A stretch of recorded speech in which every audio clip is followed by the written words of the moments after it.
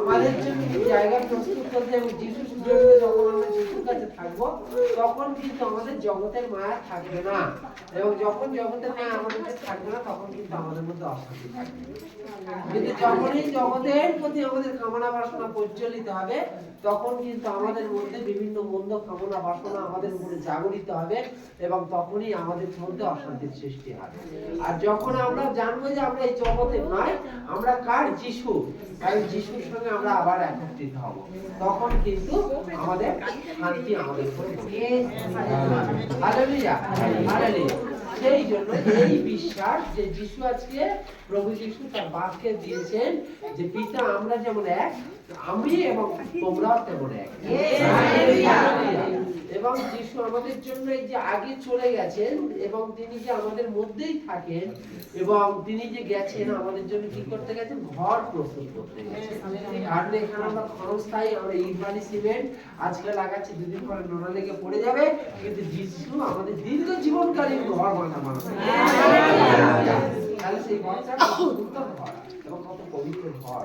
হ্যাঁ, তা সেই জন্য সেই মিস্ত্রি একমাত্র প্রভু যিশু, সব মিস্ত্রি ওকে ব্যবহার করতে পারে জীবনকালীন।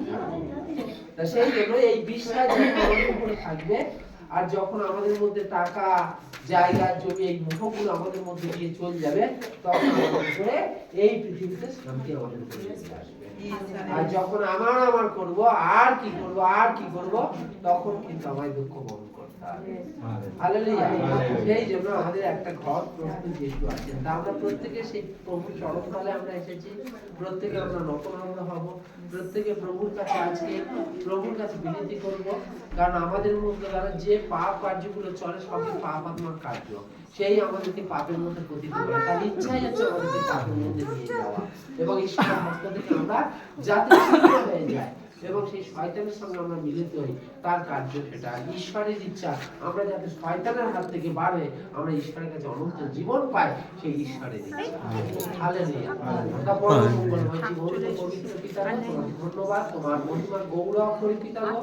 আজকে পিতাগো প্রভু তুমি বাক্যে বলেছো প্রভু এই জগৎকে তোমরা বিশ্বাস করে জগৎকে আমি জয় করেছি, তাই তুমি আমাদের সেই পরম সর্বশক্তিমান জীবন প্রভু যিশু এবং তোমার সেই সত্য নাম, সেই যিশু নামে, যে নামে সমগ্র জগৎ পরিত্রাণ পায় প্রভু, তুমি আমাদের সর্বস্ব, আমাদেরকে সঙ্গে থাকো প্রভু, আর আমাদের পাপের মধ্যে পতিত হতে দিও না এবং প্রভু এই অন্ধকার জগৎ হইতে তুমি আমাদেরকে রক্ষা